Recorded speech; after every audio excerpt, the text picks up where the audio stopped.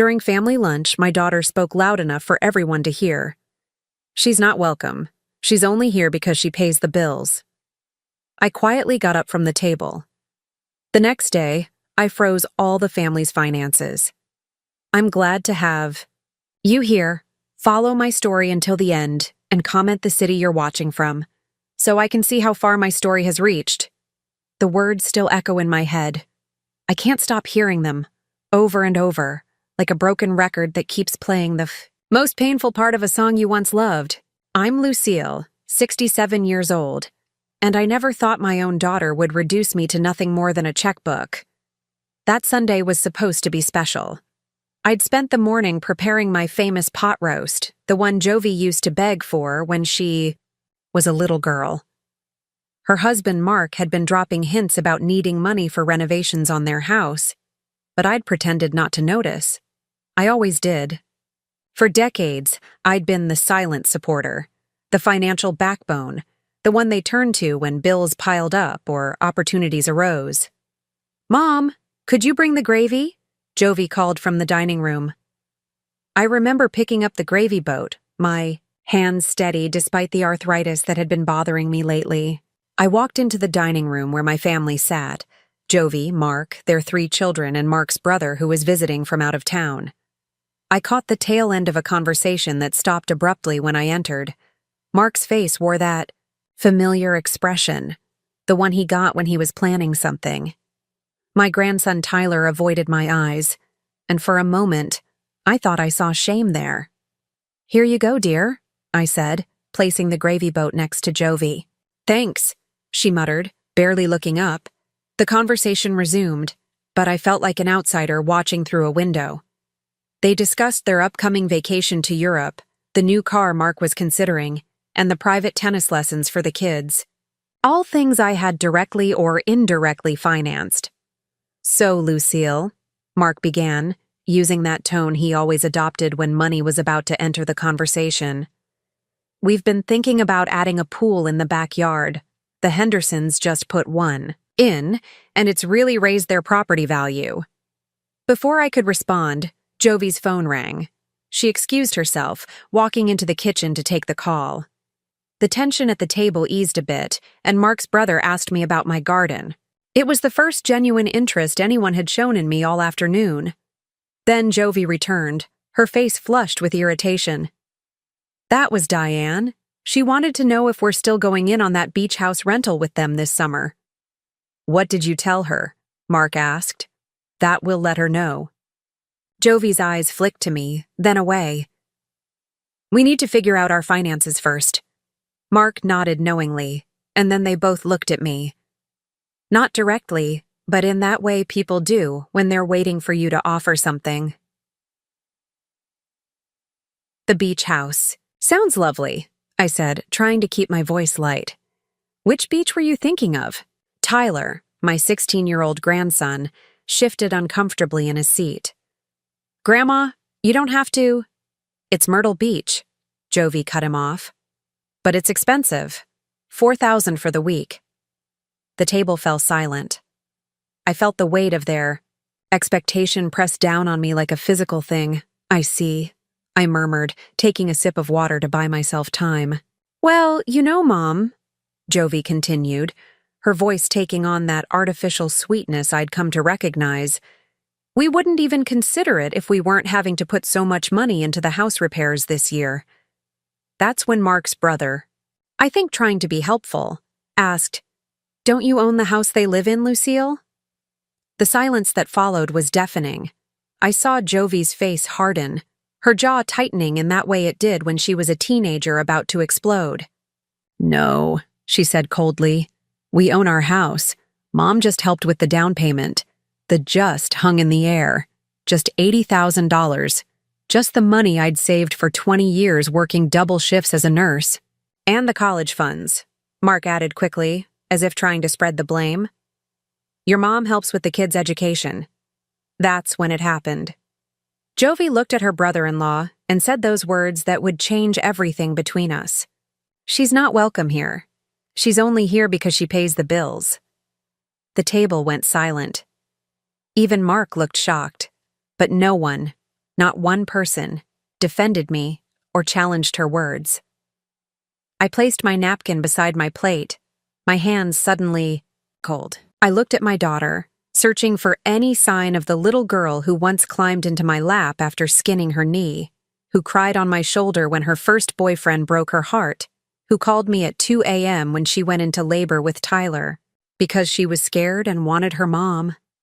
There was nothing there. Just a woman who saw me as a financial resource, nothing more. I rose from the table without a word. No dramatic exit, no tears, just quiet dignity as I gathered my purse and cardigan. "Mom?" Jovie called, perhaps realizing she had gone too far. "Where are you going?" "Home," I said simply. "I'm tired." That night, I didn't cry.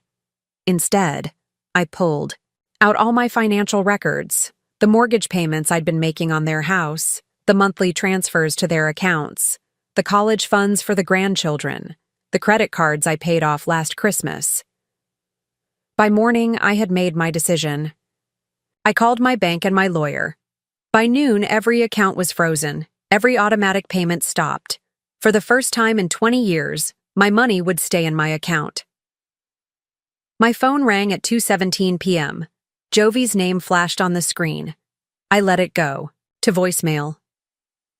I wasn't just a checkbook, and it was time they learned that lesson. I've always been a hard worker. That's something my generation took pride in. I was 16 when I got my first job at Wilson's Pharmacy, stocking shelves after school. By 18, I was working full-time while putting myself through nursing school at night. When I met Richard, Jovie's father, I already had my own small apartment and a reliable car. Not much, but it was mine, earned through my own sweat. Richard died when Jovie was only 8. Aneurysm. One day, he was complaining about a headache. The next day, I was a widow with a second grader who couldn't understand why Daddy wasn't coming home. I didn't have time to fall apart. There were bills to pay, a child to raise, a future to secure. I took on extra shifts at the hospital, moonlighted at a nursing home on weekends, and somehow managed to be there for every school play and parent-teacher conference. My mother watched Jovie when I worked nights, and I'd come home exhausted, sleep for 4 hours, then wake up to make Jovie's breakfast and see her off to school. "You're the best mom," Jovie used to tell me, throwing her arms around my neck. "Even better than Emily's mom, and she doesn't even have to work."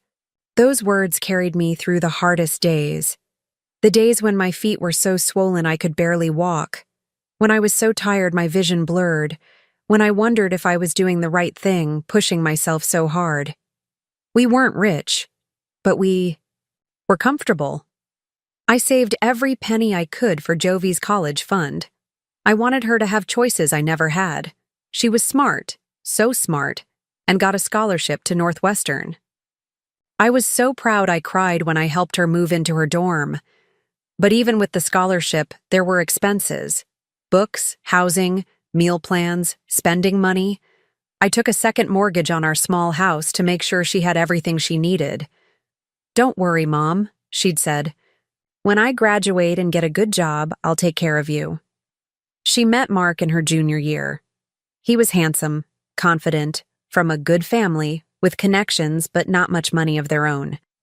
I noticed how his eyes lit up when Jovie mentioned, "My nursing career, my pension plan, my careful savings. Your mom is so successful," he'd say, squeezing Jovie's hand. "You're lucky to have such a strong role model." I should have seen the signs then, but I was just happy Jovie had found someone who seemed to love her. They married right after graduation. I gave them $25,000 as a wedding gift, most of my savings at the time. They used it for a down payment on a small starter home. 2 years later, Mark decided he wanted to go to law school. Jovie called me, excited about the possibilities but worried about the cost. "It's only 3 years, Mom," she said. "And then Mark will be making 6 figures. We just need a little help getting through." A little help turned into paying their mortgage for 3 years, paying off their credit card debt, helping them upgrade to a larger house when Jovie got pregnant with Tyler. Mark graduated, joined a firm, and the six-figure salary materialized. But somehow, they never seemed to have enough. There was always something.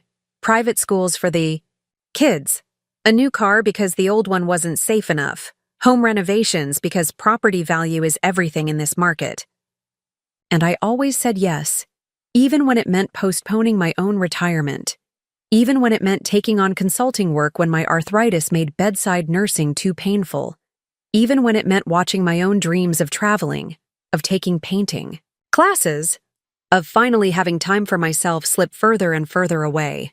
"You're a lifesaver, Mom," Jovie would say, but the gratitude became more perfunctory over time, the expectation more entrenched.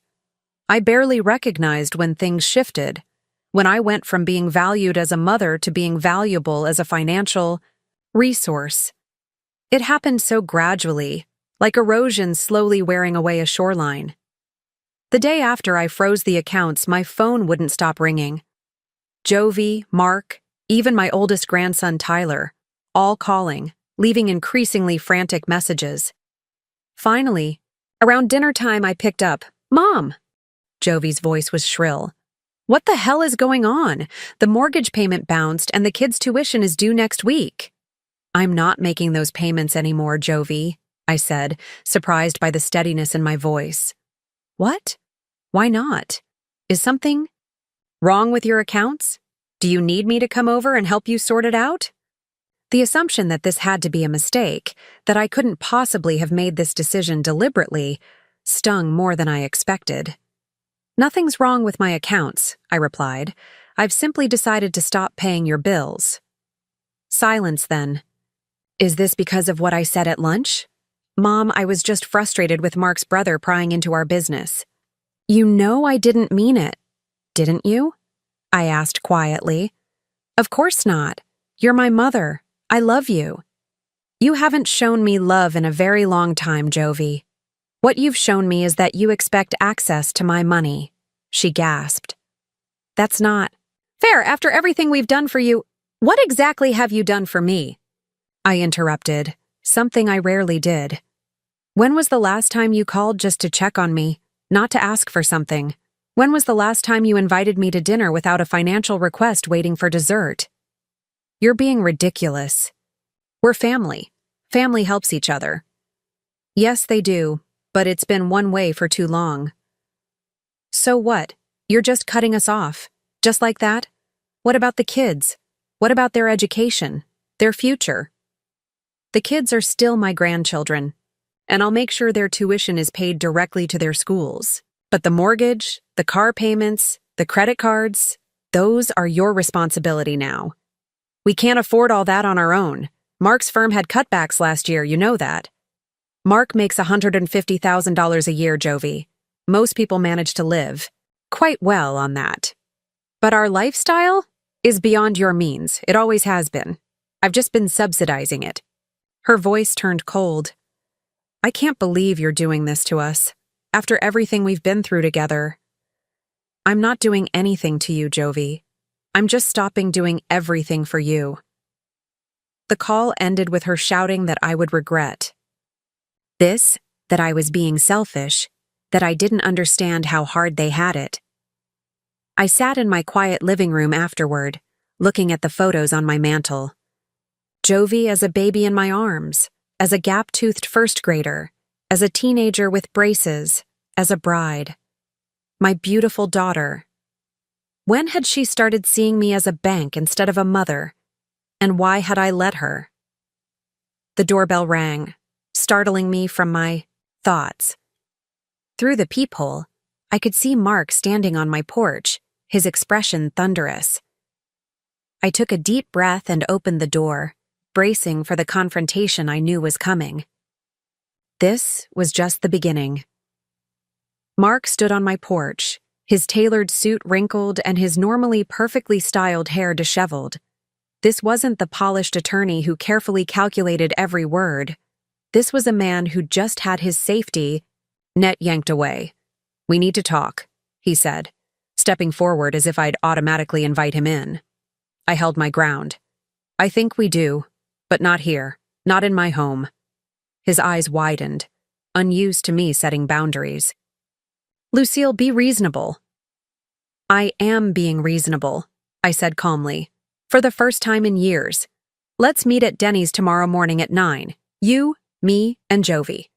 This can't wait until it can and it will. I started to close the door. 9 a.m. Denny's on Lakeside Drive. But the mortgage is due on the 15th. You have 10 days to figure it out. I shut the door before he could argue further. That night, I slept better than I had in years. No worrying about their financial problems.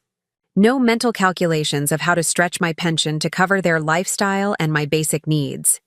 Just peaceful, dreamless sleep. I arrived at Denny's 15 minutes early the next morning, choosing a booth in the corner for privacy. I ordered coffee and waited. They walked in 5 minutes late, Jovie's face tense, Mark's professionally neutral. As they slid into the booth across from me, I noticed Jovie's designer handbag, the one I'd bought her for Christmas last year, and the expensive watch glinting on Mark's wrist. "Thank you for meeting me," I said, as if I were the one who had requested this. "Mom, this has gone far enough," Jovie began immediately. "You've made your point." "Have I? What point do you think I was making?" She blinked, thrown off by my direct question. That you were hurt by what I said. And I'm sorry, I didn't mean it.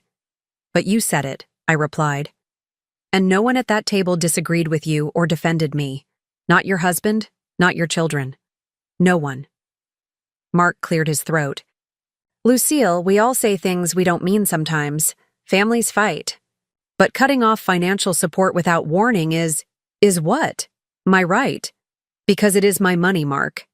The waitress came to take their orders. Jovie asked for just coffee. Mark ordered the Grand Slam breakfast, as if this were a normal family meeting. When the waitress left, Jovie leaned forward. "Mom, we can't afford the mortgage payment, you know that.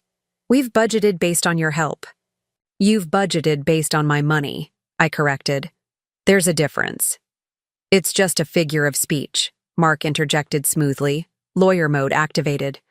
"The point is, we've structured our finances with the understanding that you would continue to pay for everything," I interrupted. "Let's be honest here. I pay your mortgage, I pay your car payments, I fund the children's education, I cover the credit card bills when they get too high. I've even been paying for your country club membership." Jovie had the grace to look embarrassed. "About that last one. What exactly do you pay for yourselves?" I asked. Mark stiffened. "We work hard, Lucille. I'm at the firm 60 hours a week. And yet, somehow, you never seem to have enough to cover your basic expenses." "Where does your money go, Mark?" He glanced at Jovie, who suddenly became very interested in stirring her coffee. "We have expenses," he said vaguely. "So do I. But I've been putting yours ahead of mine for 20 years. The waitress delivered Mark's breakfast. He picked up his fork but didn't eat. "Mom," Jovie said, her voice softening into the tone she used when she wanted something. "We're not saying you haven't been generous. You have, and we appreciate it. More than you know. Do you? Because from where I'm sitting, it seems like you expect it. Like it's your right to have me bankroll your lifestyle." "That's not fair." Jovie's voice rose, drawing glances from nearby tables. "What's not fair is treating your mother like an ATM," I said quietly. "What's not fair is only calling me when you need money. What's not fair is telling your brother-in-law that I'm only welcome in your home because I pay the bills." Tears welled in Jovie's eyes. I said I was sorry about that. "Are you sorry you said it, or sorry that I finally heard how you really feel?" Mark put down his fork. "Let's focus on solutions. What do you want, Lucille?" The question surprised me. What did I want? No one had asked me that in years. "I want to be valued as a mother and a grandmother, not as a financial resource," I said. Finally. "I want to be invited to dinner because you want my company, not because you need a check. I want to know that if I stopped paying for everything tomorrow, you'd still want me in your lives? Of course we would, Jovie protested. Then, prove it, I said. Live within your means, pay your own bills. Invite me over for dinner with no financial strings attached. Mark's jaw tightened. And the mortgage? The tuition payments? As I told Jovie, I'll continue to pay the grandchildren's tuition directly to their schools. That's a promise I made, to them, and I won't break it. But the mortgage, the cars, the credit cards, those are your responsibility now. We'll lose the house, Jovie whispered. Only if you choose to. You could downsize. You could economize. You could live like most people do, within your means. This is ridiculous, Mark muttered. You're punishing us because your feelings got hurt. I looked at him steadily. No, Mark. I'm finally respecting myself enough to stop enabling behavior. That has made me feel used and unappreciated for years. So that's it? You're just cutting us off? Jovie's voice trembled. I'm giving you the opportunity to show me that I matter to you beyond what I can give you financially. I reached for my purse. Ball's in your court now. As I stood to leave, Jovie grabbed my wrist. Mom, wait. There's something you don't know. I paused, noting the panic in her eyes. We're in trouble. Real trouble. She glanced at Mark, who was staring stonily at his plate. Mark made some investments. They didn't pan out. We're underwater, Mom. Way underwater. Mark's head snapped up. Jovie, don't. She needs to know. Jovie turned back to me, tears, now flowing freely. It's not just the mortgage. We've got creditors calling. We took out a second mortgage last year. We didn't tell you because we thought we could fix it. I slowly sat back down, a cold feeling spreading through my chest. How bad is it? Mark finally met my eyes. Bad. About $340,000 in debt, not counting the mortgages. The number hit me like a physical blow. How? How is that possible? It doesn't matter now, he said flatly. What matters is that without your help, we'll lose everything. The house, the cars, our credit rating, everything. I looked between them. These two adults who had built their entire lives on my financial support and then secretly dug themselves into a hole so deep I wasn't sure even I could pull them out. I see, I said quietly. So this isn't just about paying your regular bills anymore. You need me to bail you out of a financial disaster you've been hiding from me. The naked truth lay exposed on the table between us, as cold and unappetizing as Mark's untouched breakfast. After discovering the extent of Jovie and Mark's financial disaster, I felt like I'd been hit by a truck. $340,000 in debt, plus two mortgages on a house that was already beyond their means. How had it come to this? And how had I been so blind? I left them at Denny's with a simple statement. I need time to think. I ignored Jovie's tearful pleas and Mark's thinly veiled threats about how the family would fall apart without my help. I needed clarity, and I wouldn't find it sitting across from them. At home, I made myself a cup of tea and sat at my kitchen table, the same table where I'd paid bills for decades, carefully budgeting to support not just myself, but an entire family.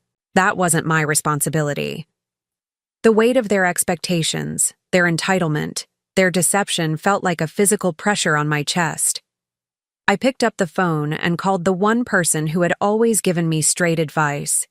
My old nursing colleague, Dorothy. They did what? Dorothy exclaimed after I explained the situation. Lucille, you've been a human ATM for those people for years, and they hid this from you? I feel like such a fool, I admitted. All these years, I thought I was helping them build a secure future. Instead, I was enabling them to live beyond their means and make terrible financial decisions.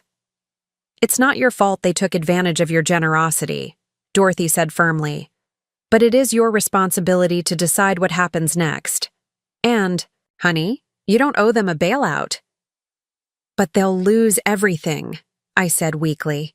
The maternal instinct to protect still strong despite everything. So what?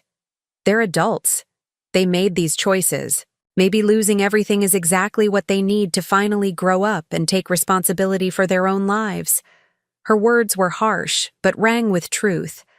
For too long, I'd been the safety net that prevented Jovie and Mark from experiencing the natural consequences of their actions. In trying to protect them from hardship, I'd actually prevented them from developing the resilience and financial responsibility they needed. What about the grandchildren? I asked, my heart aching at the thought of Tyler, Emma, and little Jason being uprooted. Pay their tuition directly to the schools, like you said you would. Be there for them emotionally. But don't use them as an excuse to keep enabling their parents. After we hung up, I sat in silence for a long time. Then I went to my home office and pulled out a notebook. On one page, I listed all the financial support I had provided to Jovie and Mark over the years. On another, I wrote down all the times they had shown me genuine care, attention, and affection that wasn't connected to money. The disparity between the two lists was stark and painful. I spent the next week carefully considering my options. I spoke with my financial advisor and my lawyer. I looked at my own resources, at what I could realistically provide without jeopardizing my own security. And I came to a decision. When I called Jovie to ask her and Mark to meet me again, her voice was anxious but hopeful. "Does this mean you'll help us, Mom?" "It means I'm ready to talk," I said, keeping my tone neutral. "Saturday, 10 a.m., my house." That Saturday, they arrived punctually for once. I noticed they drove their older car, not the luxury SUV I'd helped them purchase last year. A small sign that perhaps reality was beginning to sink in. I'd prepared a folder for each of them, which I handed over as they sat stiffly on my couch. "What's this?" Mark asked, opening his folder. "My terms," I said simply. They both stared at the documents inside. I'd outlined a plan. I would pay off $150,000 of their debt, less than half, but with strict conditions. They would need to sell their house and move to something within their actual budget. They would surrender the luxury vehicles and credit cards. They would work with a financial counselor of my choosing, who would have complete visibility into their finances for the next 5 years. And most importantly, they would sign a contract agreeing that this was the last financial assistance they would ever receive from me, aside from the grandchildren's education. "This is humiliating," Mark said finally, his face flushed with anger or embarrassment, perhaps both. "More humiliating than bankruptcy?" I asked quietly. "Because that's where you're headed without this." Jovie was reading through the documents more carefully. "You want us to sell our house? Where will we live?" "Somewhere you can actually afford on Mark's salary.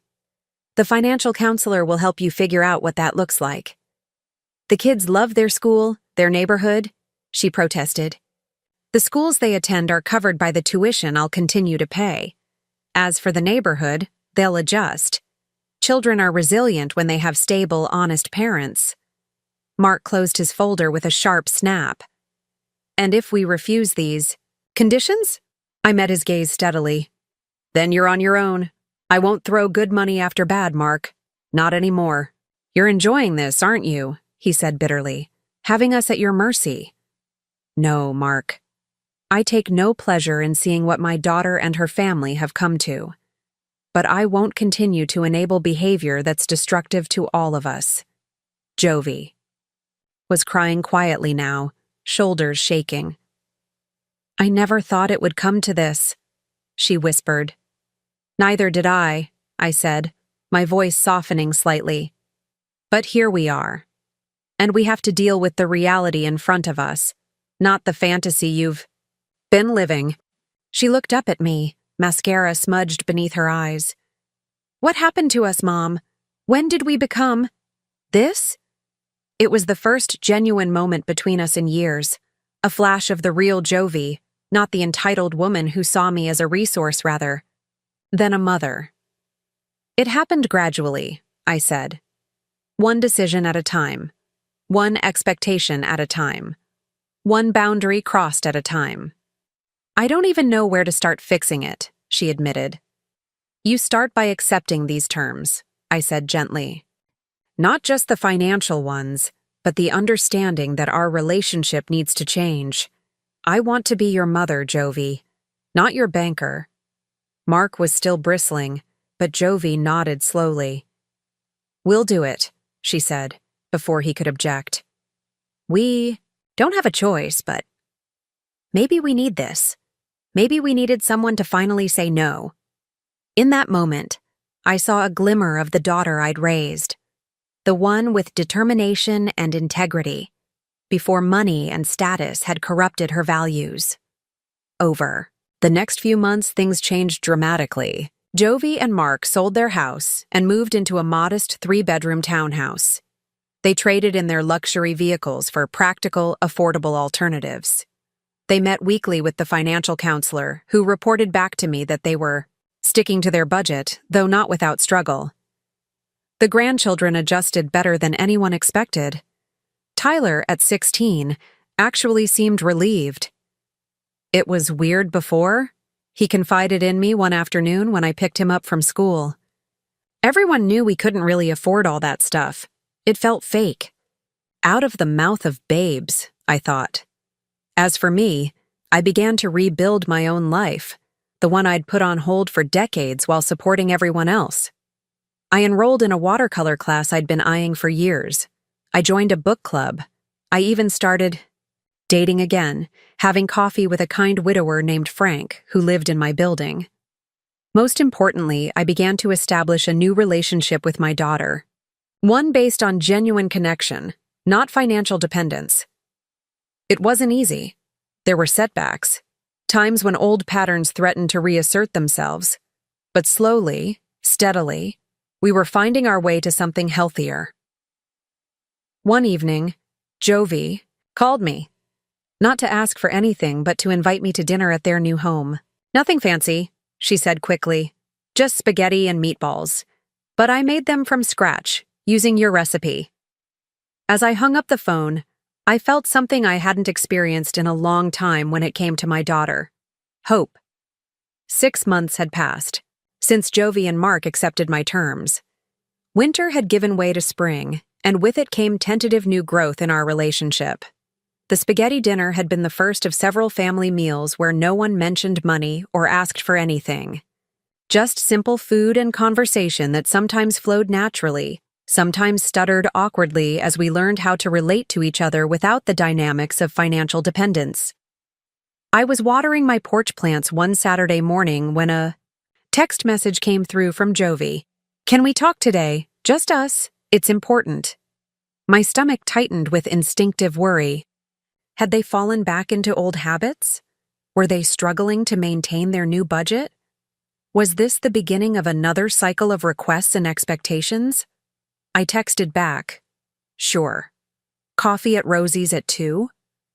Her reply came quickly. See you then. Rosie's was a small cafe where I often met with Dorothy and my book club friends. It wasn't fancy, but the coffee was good and the atmosphere quiet enough for conversation. I arrived early, choosing a table near the window where spring sunlight streamed in, warming the worn wooden surface. Jovie arrived precisely at 2, wearing jeans and a simple blouse, a far cry from the designer clothes she'd once considered essential. Her hair was pulled back in a ponytail, and she wore minimal makeup. She looked younger somehow, more like the daughter I remembered before status and appearance became her defining concerns. Thanks for meeting me, she said, sliding into the chair across from me. Of course. Is everything okay? She nodded, ordering a plain coffee when the server stopped by. Once we were alone again, she took a deep breath. I've been doing a lot of thinking, she began, about us, about what happened, about who I became. I stayed silent, giving her space to continue. The financial counselor you hired for us, Diane, she doesn't just talk about money. She asks questions about values and priorities and how we got so off track. Jovie stared into her coffee cup. Last week, she asked me when I started seeing you as a financial resource instead of just my mom. The question hung in the air between us, painful but necessary. What did you tell her? I asked gently. Jovie's eyes met mine, filled with a shame I'd never seen there before. I couldn't answer at first, but then I realized it started right after Tyler was born. We were struggling with the new house payment, and Mark suggested we ask you for help, just until things stabilize. But things never stabilized because we kept increasing our expenses every time our income went up. She paused, taking a sip of coffee. Mark would say things like, "Your mom wants to help. It makes her happy." And I started to believe it, that somehow we were doing you a favor by taking your money. The honesty was startling, but refreshing. "And now?" I prompted. "Now I see how twisted that was, how we manipulated you, how I let myself be manipulated too, into thinking this was normal." She set down her cup. "Mom, I'm so ashamed of who I became. That comment at lunch. I've replayed it in my head 1,000 times. I can't believe I said that about my own mother." "Why did you?" I asked, not accusingly, but with genuine curiosity. Jovie sighed heavily. "Because I was terrified. Mark had made some really bad investments without telling me. Options trading, cryptocurrency, some startup that failed. We were drowning in debt. And I was angry at him, angry at myself for letting it happen, angry at the universe. And then you were there, this reminder of the responsible path I should have taken." She wiped away a tear that had escaped down her cheek. "I lashed out at you because you represented everything I wasn't, financially stable, independent, content with what you had. It was easier to resent you than to face my own failures." Her honesty left me speechless for a moment. This was more insight and self-awareness than I'd seen from my daughter in years. "Thank you for telling me this," I said finally. "But you mentioned you wanted to talk about something important?" Jovie straightened her shoulders. "Yes. I've made a decision, and I wanted to tell you in person." She pulled an envelope from her purse and slid it across the table. "I've taken a job, a real one, with benefits and everything." I opened the envelope to find an offer letter from Westside Community Hospital. "You're going back to nursing?" Jovie had been a registered nurse before Tyler was born, but had never returned to work after her maternity leave. It had been one of many disappointments for me, seeing her abandon a career she'd once been passionate about. Part-time for now, while the kids are still in school. But yes. A small smile played at her lips. "It turns out they're desperate for experienced RNs, and my license is still valid.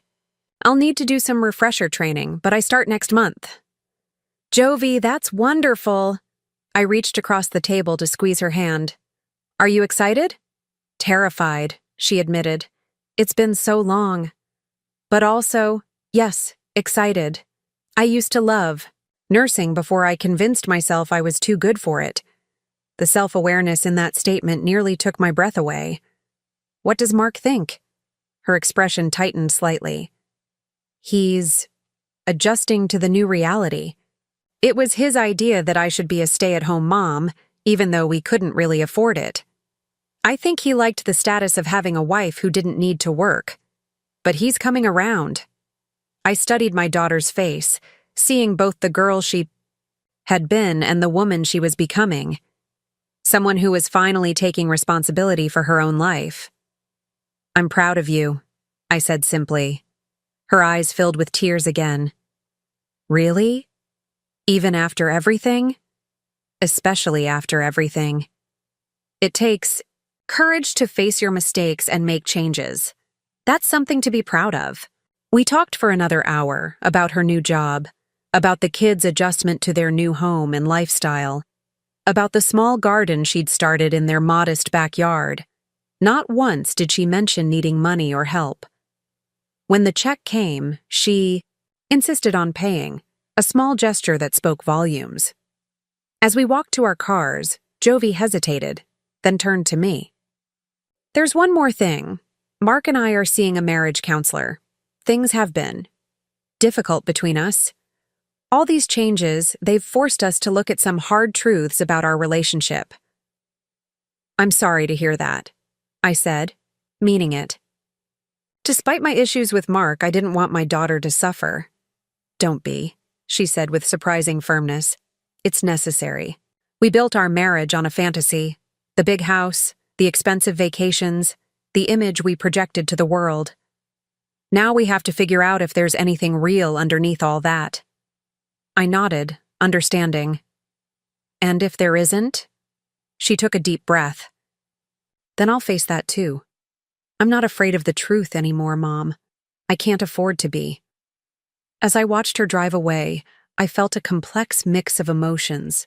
Pride in her growth, sadness for the wasted years, hope for her future. The daughter I'd raised was finally re-emerging from behind the facade of entitlement and materialism she'd hidden behind for so long. That evening, my phone rang. It was Mark. "Lucille," he said, his voice tight. "We need to talk." My guard immediately went up. "About what, Mark?" "About Jovie. About this ridiculous job she's taking. About all of it." He sounded angry, frustrated. "This isn't what we planned for our life. Plans change," I said calmly. "Not like this. I need you to talk some sense into her. Tell her she doesn't need to work, that we'll figure out another way." I closed my eyes, realizing that while Jovie was changing, Mark was desperately clinging to the old dynamic. "I won't do that, Mark. Jovie is making good choices for herself and your family." "Good choices?" he scoffed. "Working as a nurse when she could be what, Mark? Living beyond her means? Depending on others to fund her lifestyle? Is that really what you want for your wife? For your children to see?" His silence spoke volumes. "Mark," I said, my voice gentler, "the world you and Jovie built was never real. It was a house of cards that collapsed when I stopped holding it up. Isn't it time to build something solid instead?" "You don't understand," he said finally, his voice strained. "You've ruined everything." The line went dead. I stared at the phone, a sense of foreboding settling in my chest. Mark wasn't ready to change, and that meant trouble ahead for my daughter. I could only hope she was strong enough to face whatever came next. 1 year had passed since that fateful family lunch where Jovie's words had cut through my heart. 1 year since I'd frozen the finances and set in motion changes that none of us could have anticipated. As I stood in my kitchen preparing a simple breakfast, I marveled at how much had transformed in 12 short months. My phone chimed with a text message from Jovie. "Kids are excited for brunch. We'll be there at 11. Need us to bring anything?" I smiled, typing back. "Just yourselves. Everything's ready." Sunday brunch had become our new tradition over the past few months. No expectations, no financial discussions, just family time around my dining table. Sometimes Mark came, sometimes he didn't. Today, he wouldn't be joining us. 3 months ago, Jovie had moved out of their townhouse and into a small apartment, closer to the hospital where she now worked full-time. The separation hadn't been my idea. In fact, I'd encouraged her to keep trying with the marriage counseling. But Jovie had made her decision with clear eyes. "He can't let go of who we used to be," she'd explained when she told me about the separation. "Every time I try to embrace our new reality, he pulls me back. He's still waiting for you to change your mind, Mom. Still waiting for the money to start flowing again." I'd helped her move, of course. Not with money this time, but with hands-on support. Packing boxes, arranging furniture, watching the kids while she sorted through paperwork. The kind of help that showed love without enabling dysfunction. At exactly 11 a.m., my doorbell rang. Punctuality. Another small but significant change in Jovie's life. I opened the door to find her and the 3 children, all carrying small potted plants. "Happy Mother's Day," they chorused. I blinked in surprise. With everything that had happened, I'd completely forgotten what day it was. We grew these ourselves, Tyler explained proudly, handing me a small pot of lavender. In our community garden plot. Emma presented her gift next, a cheerful pot of marigolds. I picked orange because it's happy, she said, her 8-year-old logic irrefutable. 6-year-old Jason clutched his pot with both hands, careful not to spill any soil. I growed mint, he announced. You can make tea with it. Jovie stood behind them, her eyes warm with genuine affection. And this one's from me, she said, handing me a slightly larger pot containing a peace lily, because we've finally found some peace thanks to you. I ushered them inside, touched beyond words. In previous years, Mother's Day had meant expensive gifts purchased with my own money, designer handbags I never used, jewelry too fancy for my lifestyle, spa certificates that often went unredeemed because I was too busy helping with the grandchildren. These simple plants, grown with care and thought, meant infinitely more. As we settled around the table, I noticed how different Jovie looked. Her hair was shorter now, practical for her nursing shifts. Her clothes were simple but flattering. The constant tension that had once lined her face had softened. She laughed more easily, listened more attentively, especially to her children. Mom, Tyler said as he helped himself to waffles. Can I talk to you about something? Of course, sweetheart. I've been thinking about college. He glanced at Jovie, who nodded encouragingly. I know you're planning to pay for it, but I'd like to apply for scholarships too. Maybe even work part-time during the school year. I raised my eyebrows, surprised. That's very mature of you, Tyler. But you don't have to worry about the money. I promise to cover your education. He nodded. I know, but I think I'd value it more if I contributed something myself. He looked down at his plate, suddenly shy. That's one thing I learned from all this, that things mean more when you work for them. Out of the mouths of babes, indeed.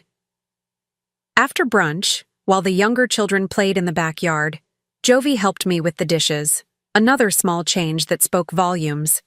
In the past, she would have considered such tasks beneath her. Tyler's. Really grown up this year, I remarked. Jovie nodded, drying a plate with careful attention. They all have. This hasn't been easy for them, but in some ways, I think it's been good. They're learning values I should have taught them years ago. You're teaching them now, I said gently. That's what matters. She set down the dish towel and turned to face me. Mom, there's something I've wanted to say to you for a while now. Something important. I waited, giving her space to find the words. Thank you, she said simply. Thank you for saying no. Thank you for forcing us to face reality. I was so angry at first, so hurt and betrayed. I thought you were punishing me. But now I see it was the most loving thing you could have done. Tears pricked at my eyes. It wasn't easy. I know. She took my hands in hers. But you loved me enough to do the hard thing. And look at us now. Indeed, look at us now. My daughter, my real daughter, not the entitled stranger she had become, stood before me, clear-eyed and genuine. The emotional distance that had grown between us over years of financial dependence had dissolved, replaced by authentic connection. Later that afternoon, as the children helped me plant their Mother's Day gifts in my small garden, my phone rang. It was Frank, the widower from my building who had become an increasingly important part of my life over the past year. Happy Mother's Day, he said warmly. How's the family brunch going? Wonderfully, I replied, watching as Jason carefully patted soil around his mint plant. Will you still come for dinner tonight? Wouldn't miss it. I've got reservations at Bellini's at 6. I smiled. Frank understood that I valued experiences over material things, quality time over expensive gifts. Another refreshing change in my life. After we hung up, Jovie raised an eyebrow. Frank again? Yes, I admitted, feeling a blush rise to my cheeks. We're having dinner. Good, she said firmly. You deserve someone who appreciates you for you, not for what you can give them. The irony of her statement, so similar to what I had needed from her all these years, wasn't lost on either of us. We shared a knowing smile. As the afternoon drew to a close, Jovie gathered her things and the children. Same time next Sunday? She asked. I'd like that, I replied. She hesitated, then asked, would it be okay if I came over one evening this week too? I found Mom's old recipe book in one of my boxes, and I'd love to learn how to make her meatloaf, the one you used to make when I was little. My heart swelled. Any evening you want, just call first. After they left, I sat on my porch swing, reflecting on the journey of the past year. The pain of that family lunch seemed distant now, transformed by the growth and healing that had followed. My relationship with Jovie was stronger than it had been in decades, not because I was funding her lifestyle, but because we had finally found our way back to what mattered: genuine love and respect. Mark was still struggling, still angry at the changes I had set in motion. Perhaps one day he would understand, as Jovie had, that true wealth isn't measured in square footage or luxury cars, but in relationships built on respect and authenticity.